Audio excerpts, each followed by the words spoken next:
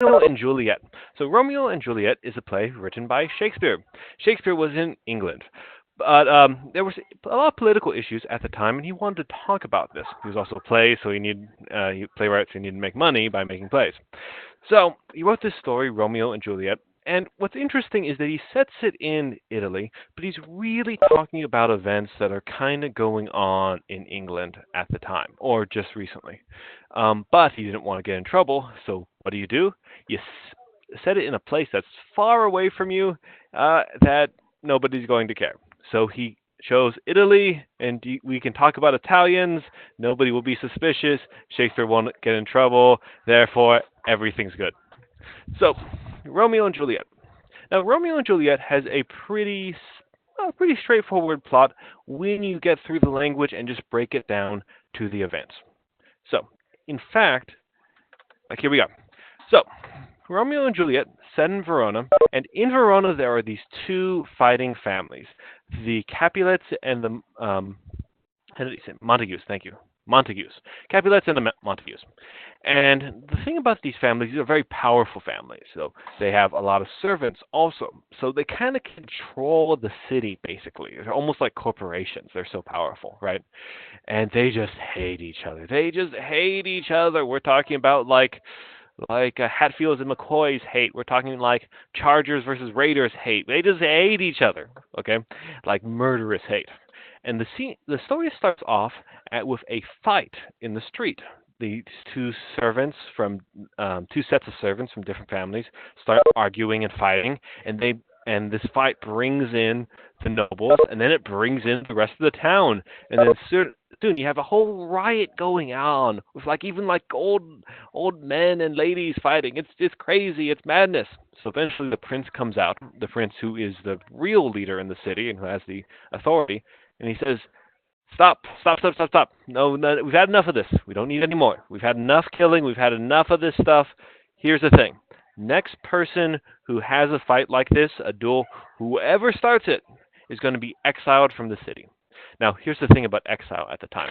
Exile is the worst thing that can happen to you because you are without your family, you're without your friends, you're without your money, without employment. So you basically become a beggar in a foreign land. Really, it's the worst thing that can possibly happen to you. So everybody's like, "Oh, okay, well, I guess we'll stop." And to kind of soothe things over, the Capulets, who I believe are related to the prince, say, "Hey, tell you what, things are actually pretty nice in this city. Let us show you. We're gonna throw a party, right? A big parade. Come over, and you're gonna see how great it is." And the prince says, "Oh, okay, fine." Well, two other things are going on at this time. First, you have Romeo. Romeo is of the M family that I cannot pronounce today. Montagues. Montagues, thank you. The Montagues. And yeah, so Romeo's kind of with his friends, and he's kind of bummed out because there's this girl that he likes who just isn't into him, and he's pining and he wishes for her. It's just not working out. And she's from the Capulet family. So that makes it even worse. And Romeo's so depressed. Now, I'll give you one guess. Who's this girl that Romeo is all depressed about? One guess? One guess? Well, that is absolutely wrong. It's not Juliet. It is actually Rosalind. Rosalind. It starts off with he's in love with Rosalind, and he just it's not relationship isn't going anywhere. So his friends say, "Hey, look, here's what'll make it all better. Let's break this totally perfect plan." I think this comes from Mercutio. Great.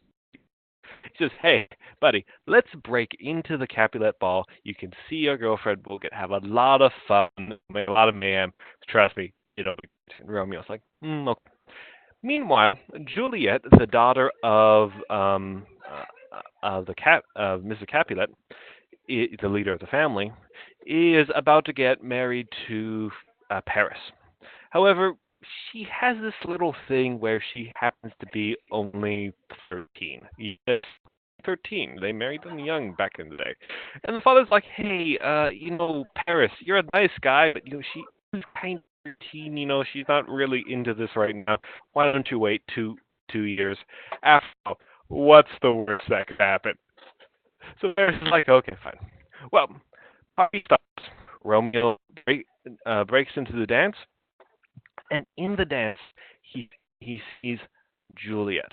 And there's this incredible scene where the first dialogue between Romeo and Juliet, it actually forms a sonnet, a love poem, when you look at the lines together. So it's love at first sight. Well, unfortunately, they get found out pretty quickly. Oh, are we good? Yeah, they get found out pretty quickly, and there's another brawl that almost starts out. However, the prince is there, and the prince is like, "Oh, guys, really, really, are we really gonna do? We just did. Oh, jeez. Okay, so no fighting, no fighting." And everyone's like, "Fine." By the way, this is important. The person who starts the fight is Tybalt. Tybalt is a Capulet. He was also involved very early on in the fight earlier today. So Tybalt loves fighting. Key fact later on. Well, anyhow, so Romeo leaves, but he starts wandering around the Capulet orchard, and he's now in love with Juliet because he's quick on the rebound. So, and as he's pining away for Juliet, he hears Juliet proclaiming her love to herself on her balcony. So he climbs out the balcony, and we have that famous scene, and they decide to do what any sensible people do at the time, get married in the same night. Yes, folks, they decide to get married right then and there. This is facilitated also by the Friar Lawrence. And part of this is also a political thing, because the friar says, this fighting is destroying the city. These two families, they need to make up with each other. If Romeo and Juliet were to marry, right, then there'd be an alliance, and there wouldn't be any fighting anymore, right? To bring peace to the city. This is a perfect idea. What could possibly go wrong? What could possibly go wrong? All right. Well, next morning, so they get married in secret. That's important, in secret. And Romeo feels okay. Now he's making peace. They're all doing the right thing. They're being loyal to everybody. This is the perfect solution. What could possibly go wrong? Well, next morning, Tybalt meets Romeo and Mercutio, Romeo's best friend, in the street. Tybalt likes fighting. Tybalt really, really likes fighting, and he's kind of angry that Romeo showed up at the dance the other day, and he doesn't know that Romeo just married his relative, but he wouldn't be very happy if he knew. So Tybalt challenges Romeo to a duel to the death. Romeo says, "Well, first of all, do you remember the prince? No dueling, right? Let's not duel." And also, Romeo now feels like Tybalt is a kinsman, a family member, because he just married into the family. So you can't. I mean, that's a pretty bad move, right? Murdering the cousin of your bride. That's pretty bad, right? So he's like, "No, no, no. Let's not fight. Let's not fight." And then Tybalt starts calling him names. Well, Mercutio gets offended by Tybalt and offended by Romeo's perceived cowardice, right? Like, "Hey, man, why aren't you fighting? What are you?" So they start fighting. Well, Romeo tries to break it up, but all he does is succeed in getting Mercutio killed. And that's what you can see in this scene right here. Well, things go from bad to worse because Romeo sees what happens and he loses it. He grabs the sword, duels Tybalt, and kills Tybalt on the spot, in the street. Yes. Well, the prince then happens to come walking by. And remember the prince's rule? He sentences Romeo to exile. And they can, exile you. That's the rule. It's like, God, how many times do I have to say this? He's exiled from the city. Well, this is a devastating tragedy for Romeo, but also for Juliet. Romeo spends one night with his new bride and then has to leave the next day. Now, Juliet is just immensely sad because obviously she just lost Romeo, and not only did she lose Romeo, they were about to have peace for the city. Everything was about to go good. She's just so distraught, right? And the father sees this and says, "Oh my gosh, you're really sad about your cousin, aren't you? You're really sad. Oh God, that's what it is. You're really sad. Gosh, well, what cheers up girls? What cheers up girls? What cheers? I know, marriage. Girls like marriage, right? Okay, we'll marry you off to Paris right away. That'll make you happy." Juliet starts sobbing even more uncontrollably because she's already married to Romeo. what can she really do? Because technically she'd be committing adultery with Paris now, right? But she doesn't want to betray her family and make matters worse. So Friar Lawrence comes up with another brilliant plan. He says, "Hey, okay, look, you're going to take this sleeping potion. The sleeping potion is going to make it appear that you're dead for about, 42 hours. Which is, by the way, at the time they buried people rather than cremating them, so that's why this plan seemed like it was going to work. 42 hours after that, you're going to wake up. I'm going to send a message to Romeo. Romeo is going to show up at the tomb, going to, rescue you. You're going to live happily ever after." So she says, "That seems like a good plan. What could possibly go wrong?" Well, she takes the poison, or the sleeping potion. It seems to put her to death. She's buried and entombed. There's a whole funeral. But here's the problem. The message doesn't get to Romeo. So Romeo shows up at the tomb thinking that Juliet has died. And he is distraught. He is basically out of his mind at this point. Well, guess who also shows up? Paris shows up. Meets the fiance, who Juliet was going to be married, and Paris thinks that Romeo is a grave robber. So immediately they start fighting, even though Romeo begs Paris, "Please do not fight me, please, please." Well, Romeo's pretty good at fighting, and he kills Paris. Yep. And he's so distraught over killing poor Paris, and then also Juliet being dead, that he decides to end it there. He takes the poison, and he dies. Well, guess what happens? Juliet wakes up. She sees that Romeo is dead, and also Paris too, but yeah, she sees that Romeo is dead, and in her distress, she takes out a dagger, and she kills herself right there, and she dies in Romeo's arms. Well, later that day, the families find both Romeo and Juliet in the catacombs, both dead. And in doing this, they realize how stupid their fighting has been all along. And finally, they decide to put aside their fighting. And in that way, although Romeo and Juliet die, they do bring peace to the city. So that's the play of Romeo and Juliet. Lots of fun. Now, it's important here to know some of the background to Romeo and Juliet. So, this story, Shakespeare didn't invent a lot of his stories, and he didn't invent this one either. It was originally adapted from the Tragical History of Romeo and Juliet. Now, this was originally a cautionary tale. And by cautionary, like the original story this was based off of, it was almost more like a kind of like one of those horror stories where no horror movies where they have the teens in the woods, and the ones who get at it are the ones who die first, kind of like that. It's kind of the same thing, right? It's a cautionary tale of two sinful teenagers who go against their parents' wishes, and they go at it. They get married because they want to have an excuse, and they cause all of this destruction, all this death, and everything is just awful. So remember, kids, don't fall in love because that's awful and it kills everybody. That was the moral of the original story. But Shakespeare is a great writer, a far greater writer than the person who wrote this original story, and he makes it more complex. The first thing that he does is that he makes Juliet far younger. In the original story, Juliet was 16, which is about the age where people would get married around the time, or at least it wouldn't be expected. But Juliet in this play is 13. That's pretty young. It's also a pretty innocent age at that.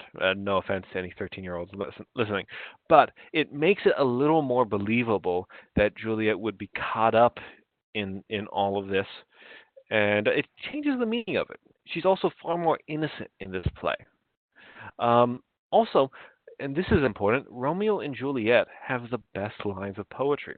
As I said earlier, Romeo and Juliet's original speech, when they first meet, it links together to form a sonnet, right? Like an actual love poem.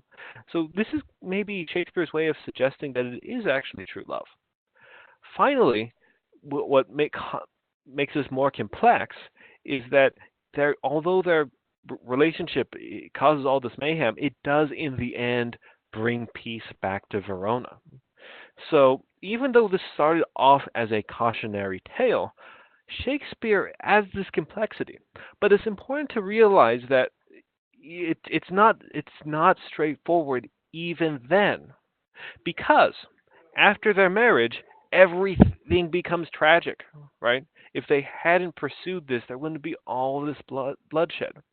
Also, and this is very important for Shakespeare's day, although the language they use this language of courtly love, right? Well, to express the romance. What people don't understand, or what we modern people forget, is that courtly love was supposed to be a non-physical love. It was supposed to be, your pinal, it's very spiritual that you love this person forever and you're going to devote their soul for it. But you're not actually going to get with the person because it's impossible. Maybe they're married, maybe they're unavailable, maybe they don't like you very much. But the idea of courtly love was that you have all of this love and all of this spiritual force, energy, right? But it can never find a physical vessel. This, Romeo and Juliet, are they do consummate their marriage. They are physical with each other. Therefore, it is scandalous, particularly for the audience at the time. So it's really interesting. It's not clear what Shakespeare is trying to say here, and that's on purpose because Shakespeare always makes things more complex, which means that they're always more interesting. Now, there are certain themes in Romeo and Juliet that are really people say, Romeo and Juliet isn't a love story, and I would agree that Romeo and Juliet isn't just a love story. I would definitely say that. You see, this, Romeo and Juliet has so many more themes than just merely love. For instance, Romeo and Juliet is also about youth and a lack of information. You see, the people who are young don't have, like Romeo and Juliet and all the other people, they have a limited scope of life. So they don't understand why, hmm, maybe this feeling isn't going to last forever. Maybe we're taking this a little too far. On the other side, the adults have forgotten what it's like to feel young and in love, so they underestimate the passions of the young people. It's also about a lack of information and ignorance. All the awful things happen. The different duels, and deaths happen because people don't know what's going on. They lack all the information and they make poor decisions because of that. It's also about, and this is very clear, hopefully in the description, about politics too. You see, Romeo and Juliet's romance, it creates this tragedy, but it only creates the tragedy because there's a feud going on, and it does kind of beggar the question: if there is a if two teenagers, right, can cause all of this destruction just by doing what teenagers always do, is this really a sensible social order, right? If your entire social order can be thrown into chaos from two teenagers, is this a smart way to live? Maybe not. And in fairness, they may only fall in love with each other, particularly because it's forbidden. That's the important thing. Next, it's important to remember that Romeo and Juliet are tragic characters. Now, this is obvious in that they die, but moreover, they're tragic in the sense, in the Aristotelian sense, in which just means that they try to do the right thing, and in trying to do the right thing, they ultimately fail. And really, their fault, if you look at this and you go through the play, the big fault is that they're trying to be loyal to everybody: their religion, the state, their family, their own selves, their personal calling, right? And in trying to be loyal to everybody, they come up with these crazy plans, and that's ultimately what causes this destruction. Finally, two more things. Free will is another central theme. It's a really interesting question. Do people decide who they fall in love with? Do they decide who they hate? There's lots of lines that suggest that Romeo and Juliet's relationship is actually fated. And then finally, it plays about the limitations of the world itself. Over and over, Juliet says, asks the sun to stop or from rising or to hurry in its setting. So ultimately, it's about how the world we find ourselves in is always limited and doesn't bend to our wills and our wishes, even if we feel those wishes are right, even if they actually are. It's a very, very profound play, and far more than just some of the versions that you may have heard. That's why it's done over and over again. All right. Now, we have a few resources. Yay, resources. We have a few resources for our play. What I'd like you to do when you have time is go to the SDVS website, English website, and this is going to give you all these great resources for you to look at. We have a plot summary, we have notes on it, we have, very importantly, No Fear Shakespeare. Now, what No Fear Shakespeare is you have the old text on one side and you have the modern translation of the text on the other side. I know it's amazing. So that's a really, really great resource. And I think that would be the best way to go through would be on the one hand, reading through the original, see what you understand, enjoy the language, but then also checking for your understanding with it next to it with the modern translation. That's going to make it really easy. Also, we have the movie version of Romeo and Juliet. That is an excellent resource because everything becomes far more clear when people are acting it out because it is a play. And the people in the play understand what they're saying and what they're doing, so it makes it easier for you to understand what they're saying and what they're doing. We also have the instructions and some very important some templates for our unit activities on there. So, just great, great stuff. Be sure to check it out. That's really a lot there for you. Also, this video will be on that website too. And you'll be able to listen to the description I just gave and the overview of it anytime you like. And yeah, pretty much it. All right. Now, for your assignment for the unit activity, you're going to have two options.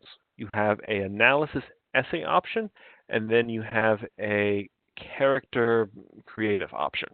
So for the option one, analysis essay, what you're going to do here is you want to make an analysis essay, and the soul of the analysis essay is this right here.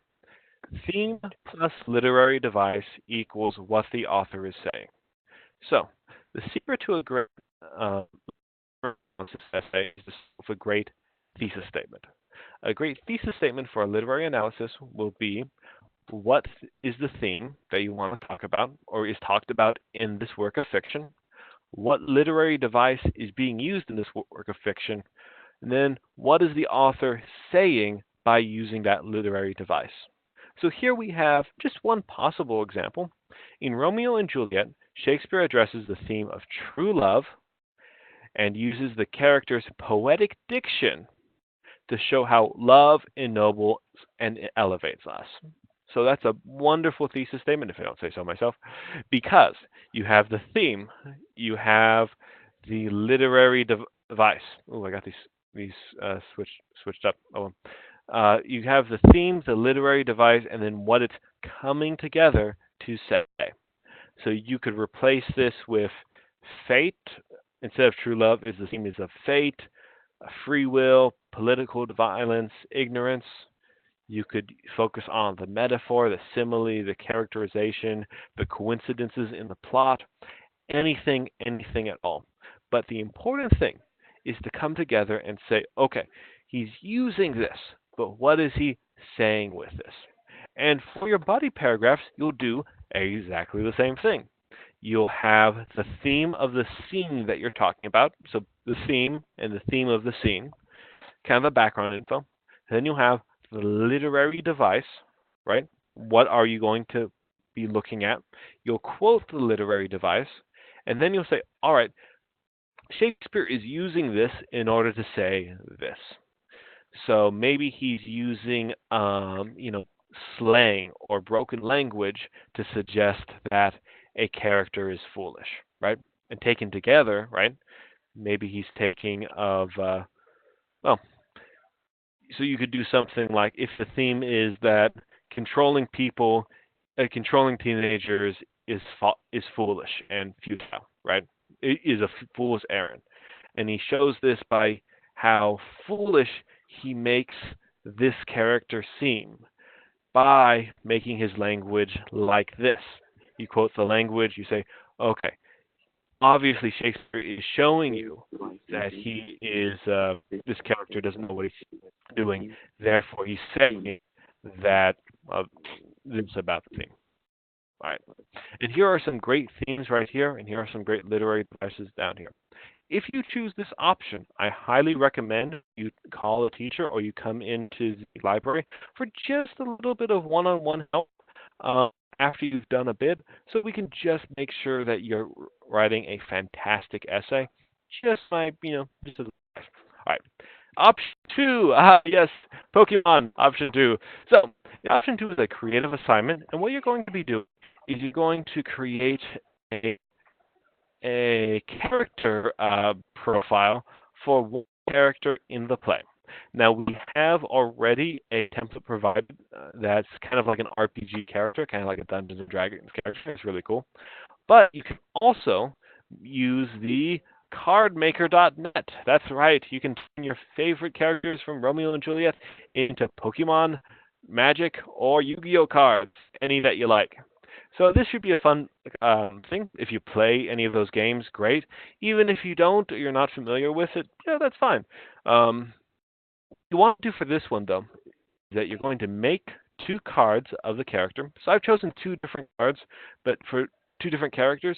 But for yours, you're going to want to focus on the one character. And maybe have two cards of how they change over the course of the play. That'd be great. And then you're going to decide on their different stats. So here we have Romeo is fire. Why is he, maybe that's a decision. He's weak to this, strong against that, right? He has certain special effects. All right, cool.